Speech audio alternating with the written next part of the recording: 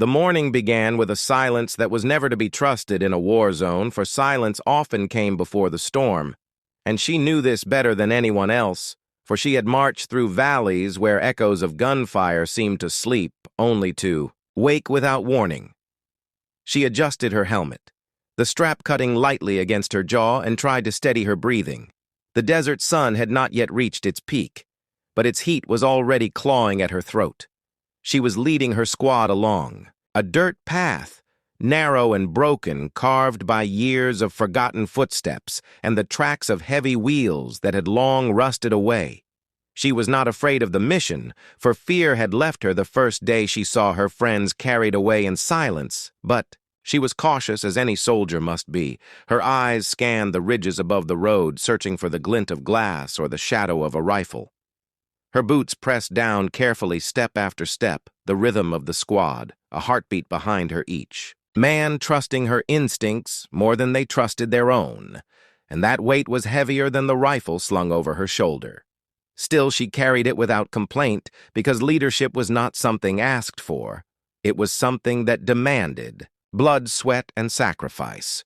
Every mission carried an air of uncertainty, and this one was no different. They were tasked to clear a route for the convoy that would follow, carrying supplies. Food and medicine, 40 lives depending on them. And she repeated that number in her head as if it were a prayer. 40 lives, 40 reasons not to fail. The terrain around them was deceptively calm dust, rising with every movement. Small stones cracking beneath their weight, the kind of sound that felt louder than thunder. When nerves were stretched thin, she clenched her jaw, ignoring the sweat dripping into her eyes, and thought only of those who were counting on them. It happened faster than the blink of an eye. A roar splitting the air, tearing away the calm. And replacing it with chaos, her body was lifted, then thrown as though by the hand of an invisible giant. Dust and fire filling the sky, she hit the ground hard, her ears ringing her mind, refusing to believe what had just occurred. The first thought was for her squad, but the second thought was for her own body. A strange numbness crawling up her legs and settling in her chest. She tried to move, but the ground felt glued to her skin, and when she finally forced her eyes downward, she saw what she feared. Her legs were broken, twisted in ways no human body should endure. Blood seeping fast into the soil, turning the dust dark red. Her breath came shallow as panic tried to seize her throat, but she fought it back with every ounce of will because panic was death in this place. The explosion had ripped apart not just her flesh but the very rhythm of the mission. She could not hear her men. She could not tell if they were alive or gone. She could only hear the faint ringing in her ears like church bells muffled by storm clouds. Her hands clawed at the dirt as she pulled herself forward, refusing to surrender to the weight of agony. She knew she was far from safety. She knew the blast was only the beginning, and somewhere out there, eyes were watching. The ambush was not finished yet. The enemy waited, hidden, silent, patient, and she was now a soldier, without legs, crawling in the open across ground that could be her grave. Her rifle lay a few feet away, unreachable for the moment, her hands slick with blood as she tried to dig her elbows into the soil and drag herself forward inch by inch, every breath cutting like glass inside her chest. Yet she moved because stopping was not an option.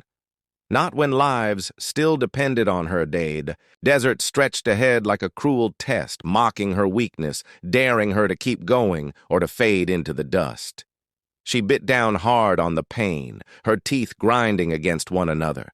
Her vision blurred, but her mind sharpened with a single thought. She had to reach the radio. She had to call for the strike. She had to finish the mission, no matter the cost. Her body was broken, but her spirit refused to break. Her hands dug deeper, leaving trails of blood behind her, and as she pulled herself another meter across the burning ground, she realized something terrifying waited in the silence just beyond her hearing. Her hands trembled against the ground, but she forced them to hold steady because the dirt beneath her was the only thing keeping her alive. Her arms became her legs, her muscles burning with every drag forward. She felt the sting of rocks tearing at her skin, and yet she welcomed the pain, for pain meant she was still alive. The ringing in her ears faded enough for other sounds, to bleed through faint cries, the groan of metal, the hiss of fire from the wreckage behind her. The blast had claimed her squad, but she could not look back, not yet, because looking back might break her. The air was heavy with dust. It clung to her. Throat turned her coughs into rattles that threatened to tear her chest apart. Each breath felt stolen, but still she took them. She pressed her elbows deep into the soil, pulled her body forward inch by inch, her heart counting each movement like the ticking of a clock every second, carrying her closer to life or closer to death. She did not know which, but she kept moving, because to stop was to let the desert claim her. Her uniform was soaked in blood, her vision swimming, but her mind clung to the single mission that still remained. She thought of the radio. It was no longer strapped to her back. The explosion had flung it somewhere into the chaos ahead. She pictured it lying half buried under dust, the one lifeline to summon the strike. That could save 40 men waiting in the convoy behind her. She did not know if the convoy was still advancing or if they had been warned, but she did know that without her voice, without her call, they would ride straight into death. She pressed, her body forward again, the ground scraping against her wounds, her lips cracked from the heat, yet she whispered the number 40 again and again, as if that chant would carry her further. The sun crept higher, turning the desert into a furnace. The heat burned against her helmet, scorched her skin. Every shadow vanished until only blinding light remained. She narrowed her eyes against the glare, searching the ground ahead, desperate for a glint of metal that could be the radio. Her hands shook as she dragged herself further, and she bit back the scream that threatened to escape her throat, because a scream would give her position away, and she knew the enemy was still near, watching, waiting. The silence was too perfect, too deliberate. Every soldier learned to fear the silence as much as the bullets. A faint crack broke the stillness, the sharp report of a rifle in the distance. She froze, her cheek pressed against the dirt, her pulse racing in her ears. Another crack followed, and a spray of sand leapt inches from her arm. The sniper had found her.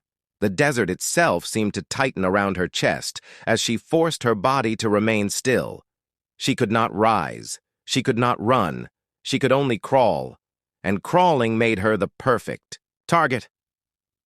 She pressed her face deeper into the dirt, tasting the bitterness of sand and blood, as she prayed the next shot would not end her struggle. The silence returned, but it was heavier now, like a hand pressing against her skull. She knew the sniper was adjusting, waiting for her to move again. She shut her eyes, gathering strength, summoning every ounce of control, not to tremble, not to let her body betray her position. The desert wind shifted, carrying the smell of smoke and iron. She heard faint footsteps, then nothing. Again, her arms trembled as she braced herself to move, her mind calculating the distance she had covered and the distance still ahead. The radio had to be close. It had to be within reach or everything was lost. She drew in a shallow breath, then dragged herself forward again.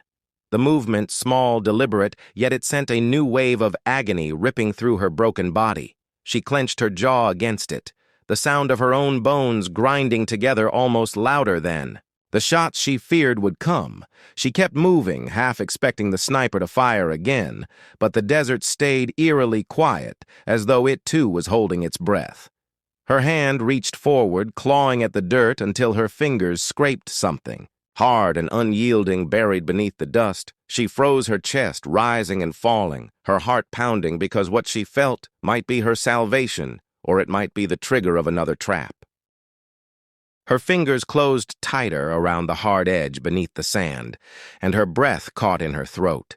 She scraped away the dirt, slowly, afraid of what might lie hidden. Her nails broke against the gravel, her palms raw with blood, but at last the shape revealed itself, and relief surged through her chest. It was the radio, scarred and cracked from the blast, yet still whole. She pulled it close to her body, holding it as if it were more precious than life itself, because in truth it was her. Only chance of keeping life within reach for herself and for the convoy still waiting behind. She tried to lift the handset, but her arms shook violently. The weight of the device, magnified by the exhaustion that dragged at her every movement, she pressed the button. Nothing came. The silence mocked her. Her pulse hammered in her ears. She pressed again. Still nothing. Her throat tightened. Despair creeping into the edges of her mind, but she crushed it down with the same will that had carried her through every step since the blast.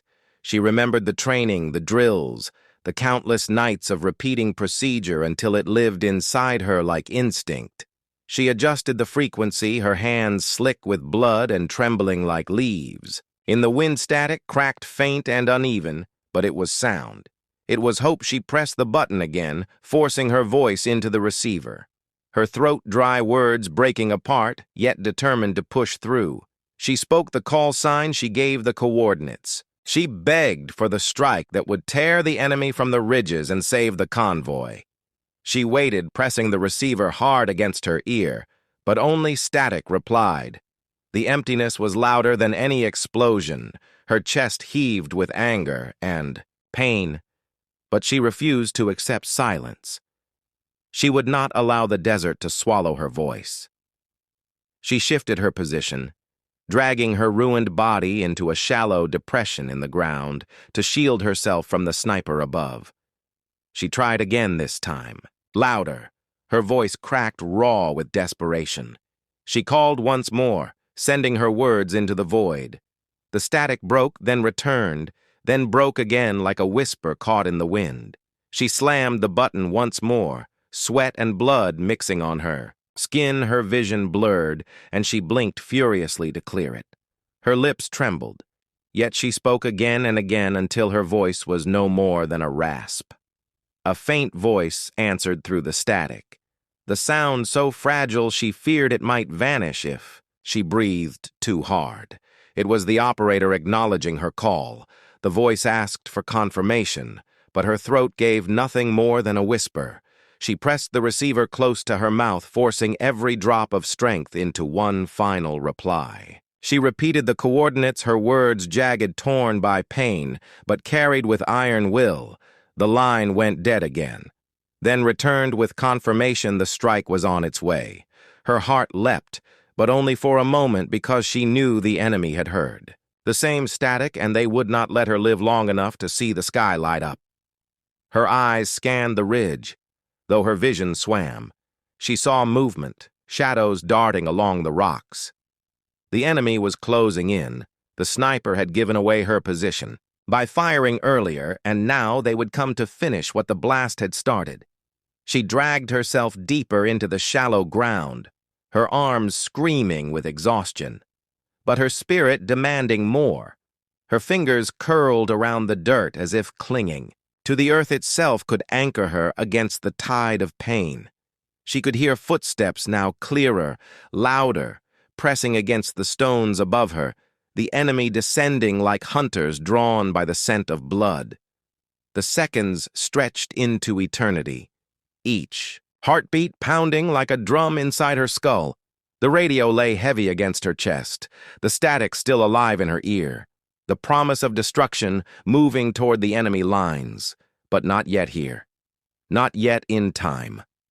She counted the footsteps, 1, 2, 3, maybe more. Her bloodied hand reached for the rifle that still lay just beyond her reach.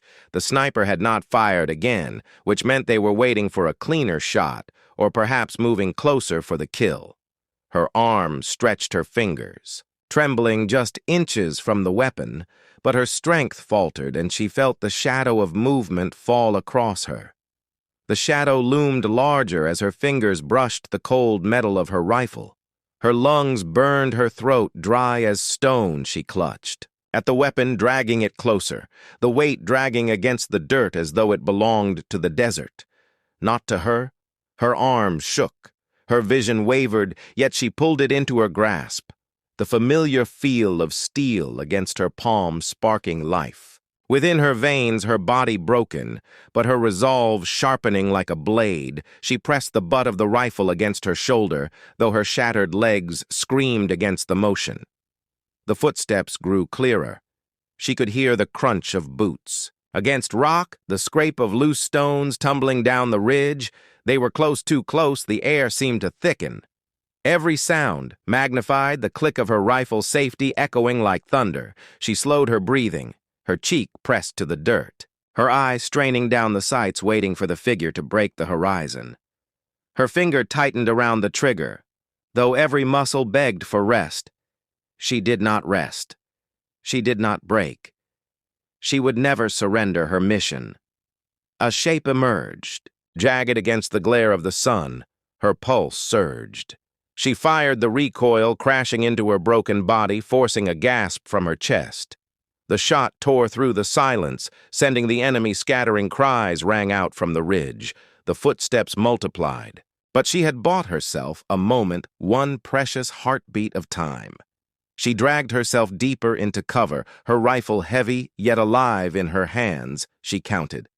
Her breaths counted the shadows shifting above her. She knew they would flank her. She knew they would not stop until she was silent. The radio crackled against her chest, a faint voice breaking through the chaos, the strike inbound minutes away. Hold position. Hold position. The words rattled in her skull, both salvation and torment. Minutes. Might as well be years when death closed in. She swallowed hard, tasting blood on her lips. She would hold because she had no other choice. Her arms screamed, her skin burned, yet she raised her rifle again, scanning the ridge for the next shadow that dared to move against her. Bullets rained down, stone splintering around her shards, slicing her face. But she held steady. She fired again, the crack of her weapon, rolling like thunder across the valley. She saw a figure fall another dart back into cover, but they were many, and she was one. Her magazine dwindled her strength with it. Yet she smiled through the pain, because every shot, every second bought, was another step closer to the fire that would soon rain from the sky. Her mind drifted to the convoy, the men who had no idea how close death waited for them. She pictured their faces, the ones who trusted her, the ones who marched behind her, and she whispered their number again. 40 lives. 40 reasons to fight until nothing remained of her body, but dust and blood, her vision blurred, tears or sweat. She could not tell. She blinked it away, pressing the rifle tight and firing once more. The recoil tearing through her broken frame, but her will unbroken. The footsteps grew louder. They were moving closer, no longer content to wait. They wanted her finished before the strike could arrive. She braced herself, her hands slippery with blood gripping the rifle tighter, her chest heaving, each breath shallow. The sun burned above her, the ground soaked beneath her. The radio crackled again louder, clearer, strike approaching, hold steady, but she could hear them now, voices low, weapons clattering as they drew nearer to her shallow cover. Her heart thundered louder than the desert itself. She tightened her grip, ready for the moment when shadow and fire would collide. And then through the blinding light, she saw them, figures emerging from the ridge. Their weapons raised, their eyes fixed on her. The desert seemed to hold its breath as she pressed her cheek tighter to the rifle stock, her finger curling against the trigger, her body trembling but her spirit steel as she aimed at the first figure stepping into her line of fire. The first figure filled her sight, the sun behind him turning his outline into fire. She squeezed the trigger. The rifle cracked and the man fell heavy into the dust, his body twisting as the others shouted and broke into motion. She shifted her aim, her body screaming in protest, but her will pulling her arms steady. She fired again, the recoil hammering her bones. Another enemy stumbled, clutching his chest, but more came, shadows leaping from rock to rock, rifles flashing, bursts of fire cutting the air above her head. She dragged herself deeper into the shallow earth, pressing flat against the dirt as bullets ripped across the ridge sparks, showering stone fragments biting into her arms. She gritted her teeth, refusing to cry out her hand. Reloaded the rifle with a trembling, practiced motion, each second feeling like eternity, her mind whispering that she had to hold, that she could not let go, that the strike was close, now closer than ever. She lifted the rifle again, breath ragged, vision blurred, and found another target. The crack echoed again, a body tumbled from the rocks, but still they pressed closer, their voices rising harsh like wolves circling prey. She could almost feel their breath. She fired again and again each shot, buying a heartbeat of time, her magazine running thin, her arms heavy, her hands slick, her body screaming to stop. But she never stopped. She would not stop. Her lips moved silently, repeating the number that had carried her through the dust and fire. 40 lives, 40 lives, 40 lives! The radio pressed against her chest crackled louder through the static. The voice returning sharp and urgent: strike incoming, 30 seconds, hold position, 30 seconds. It might have been an hour. It might have been a lifetime. She clenched the rifle against her shoulder, her finger raw against the trigger as she counted down in her head each second, marked by the sound of boots scraping stone above her. They were nearly upon her. She could hear their shouts, feel their steps, the air thick with the storm about to break. She turned her rifle toward the ridge and fired again. Sparks leapt from rock as bullets answered from above, dirt exploding around her face, stones cutting her cheek, blood running in two. Her eyes. She wiped it with the back of her hand, refusing to blink, refusing to surrender. The rifle bucked again. Another shadow crumpled. But still they came. Her magazine clattered empty. She fumbled with another, the movement slow, her strength fading. Her breath rattling, but she managed the reload, slamming the bolt home just as a figure vaulted down the ridge, rushing straight at her. Her rifle rose, her finger squeezed the trigger. The shot rang out.